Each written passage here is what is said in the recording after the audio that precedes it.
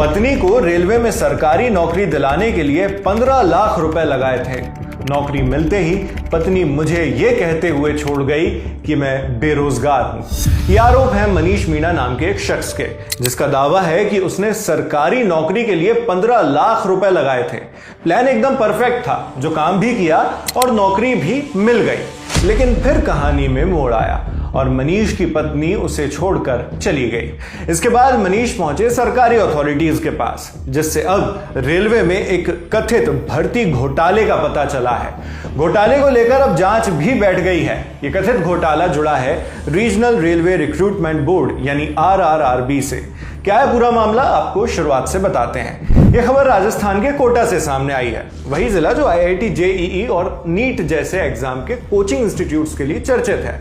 मनीष का दावा है कि उसने अपनी पत्नी सपना मीणा को यहीं पर पढ़ने के लिए भेजा था, ताकि वो सरकारी भर्ती परीक्षाओं की तैयारी कर सके। मनीष मीणा ने आज से तकरीबन 8 महीने पहले रेलवे के अधिकारियों के पास शिकायत दर्ज करवाई थी।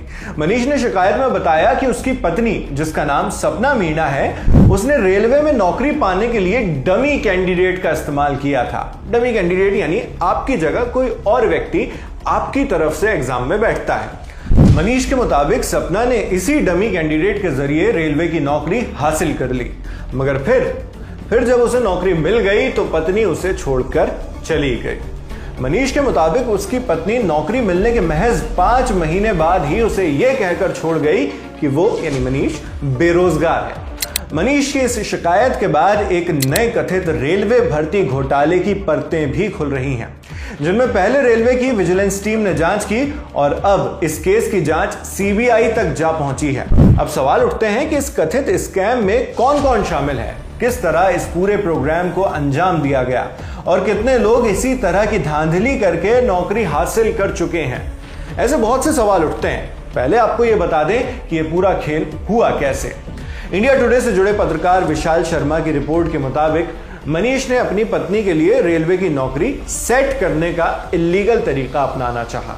इसके लिए उसने सपना के कहे मुताबिक मौसा चेतराम से संपर्क किया, जो सपना का मौसा है, जिसके जरिए उनकी मुलाकात राजेंद्र नाम के एक एजेंट से हुई। राजेंद्र खुद रेलवे में गार्ड की नौकरी करता है। इसी एजेंट यानी राजेंद्र ने मनीष की पत्नी सपना के लिए एक डमी कैंडिडेट का बंदोबस्त कर दिया।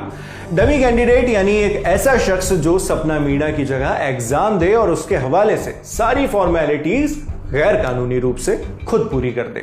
राजेंद्र और मनीष के बीच यह सौदा 15 लाख रुपए का बैठा। मनीष ने बताया कि इन पैसों का जुगाड़ करने के लिए उसे अपनी खेती की जमीन गिरवी रखनी पड़ी। जैसी स्ट्रेटेजी थी, प्लान ने वर्क भी बिल्कुल वैसा ही किया। सपना मीणा ने रेलवे में नौकरी हासिल कर ली, उसे वहां पॉइंट्स वुमेन का पद मिल गया और मनीष का सपना पूरा हुआ।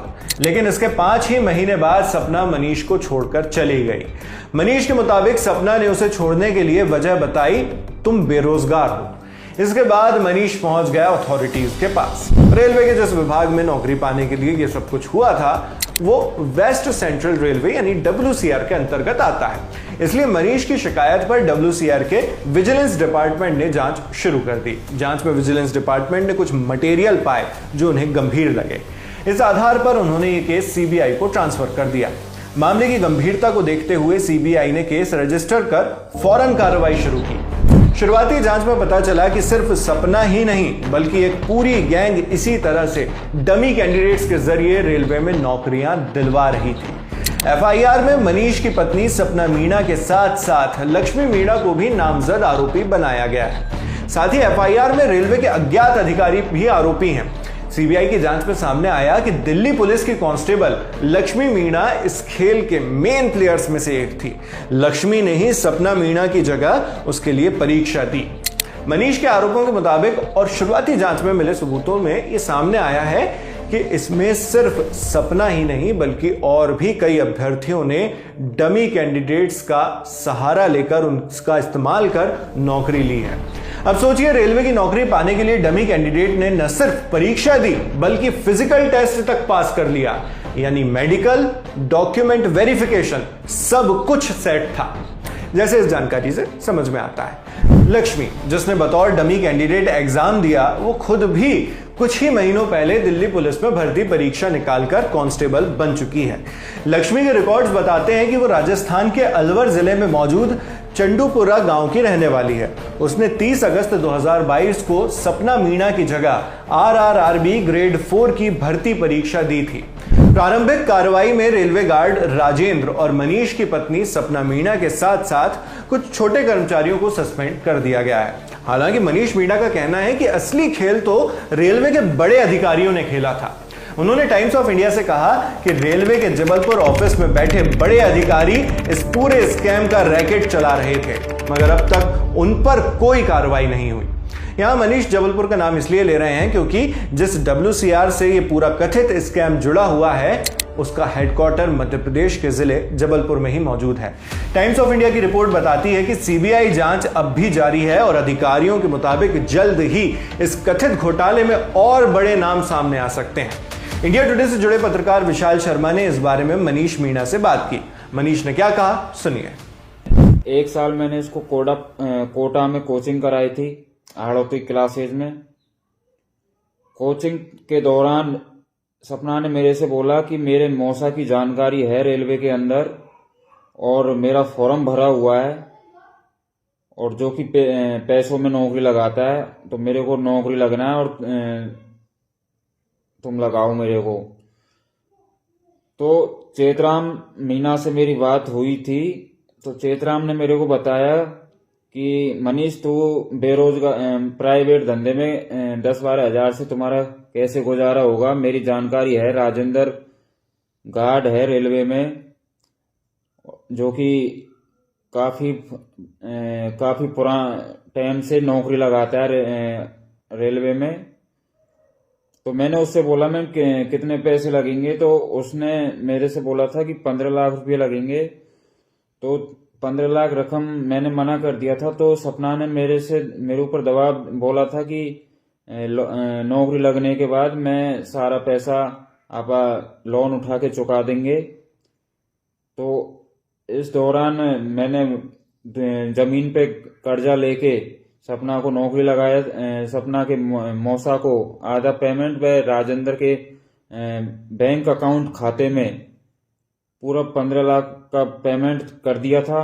उसके बाद में राजेंद्र और चेतराम ने डमी लड़की लक्ष्मी मीणा श्री चंदूपुरा की रहने वाली है, उसका फिंगर बायोमेट्रिक करवाया था सपना के फिंगर से। तो लक्ष्मी मीणा ने सपना मीणा की एग्जाम दी थी। एग्जाम व फिजिकल व मेडिकल तीनों चीज लक्ष्मी मीणा ने करी थी, उसका सारा पूरा काम। उसके बाद में सपना मीणा को जॉइनिंग भी मिल गई थी मेरी वाइफ को बीकानेर में 6 महीने मेरे साथ अच्छे बर्ताव से रही थी। उसके बाद में मेरे को अलग कर दिया था, मना कर दिया था कि मैं तेरे तू मेरे साथ नहीं रहेगा, क्लियर मना कर दिया था मेरे से। तो मैंने इसके परिजन वालों से, इसके घर वालों से मैंने बोला था, तो इसके मौसा चेतराम बामणवास ने मेरे से बोला कि तेरे ऊपर कर्जा हो गया है और हम हमारी बच्ची को अब तेरे साथ नहीं भेजेंगे, तू कमाता नहीं है। तो मैंने इनसे बोला मेरे कर्जा हुआ है तो तुम्हारी वजह से हुआ है, मैंने कोई गलत काम में कर्जा नहीं किया। ये तमाम आरोप हैं मनीष मीणा के। हालांकि इन आरोपों पर विशाल ने सपना से भी संपर्क करने की कोशिश की, उसका पक्ष जानने के लिए, लेकिन उसके साथ संपर्क स्थापित नहीं हो पाया। आगे मनीष ने यह भी आरोप लगाया है कि सिर्फ 15 ही नहीं, उसके साथ 9.5 लाख रुपयों की ठगी और हुई है। तो फिर मैंने राजेंद्र गार्ड से भी बोला था मैंने कि मेरे सामने ऐसी ऐसी प्रॉब्लम आ रही है। तो राजेंद्र ने मेरे को फिर से झांसा दिया था कि मैं मनीष तेरी भी नौकरी लगवा दूंगा। तो इसने मेरा टेक्नीशियन का फॉर्म भरवाया था, डमी लड़के के फोटो लगा के एडिटिंग करके। उसने मेरे से 9.5 लाख रुपये लिए थे। आज मेरे 9.5 लाख रुपये भी डूब गए।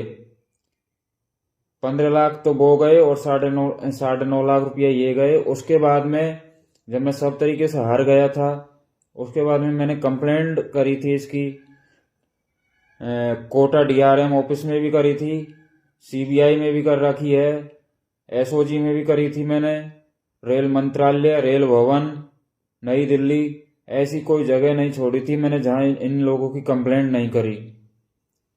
कहीं और इतना ज़्यादा प्रयास करने के बाद, आज 8-9 महीने प्रयास करने के बाद मुझे अब जाके ऐसा लगा कि हाँ, इन लोगों को अब सजा मिलेगी।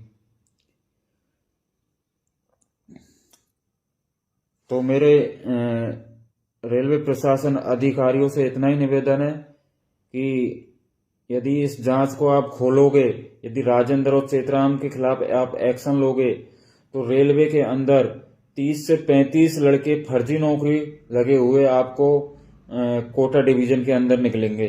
क्योंकि राजेंद्र जो गार्ड है, उसका साला शेर सिंह मीना व उसकी भाभी आशा मीना, ये सब राजेंद्र के थ्रू लगे हुए हैं। अब यहां कई सवाल खड़े होते हैं। सोचिए, अगर मनीष की शादीशुदा जिंदगी ठीक ठाक चल रही होती तो क्या इस तरह मामले का पर्दाफाश होता? क्या घोटाले को लेकर जांच शुरू होती? सोचिए, रेलवे जैसी जगह जहां लाखों युवा मेहनत करके एग्जाम पास करने की कोशिश करते हैं, जी जान लगा देते हैं, वहां नौकरी पाने के लिए वहां अगर इस तरह के घोटाले हो रहे हैं तो फिर मेहनत का क्या फायदा? इससे मेहनतकश युवाओं को क्या मैसेज जाएगा? सीबीआई की जांच से क्या सिर्फ छोटे कर्मचारियों पर ही गाज गिरेगी या इस कथित घोटाले के असली मास्टरमाइंड्स भी पकड़े जाएंगे?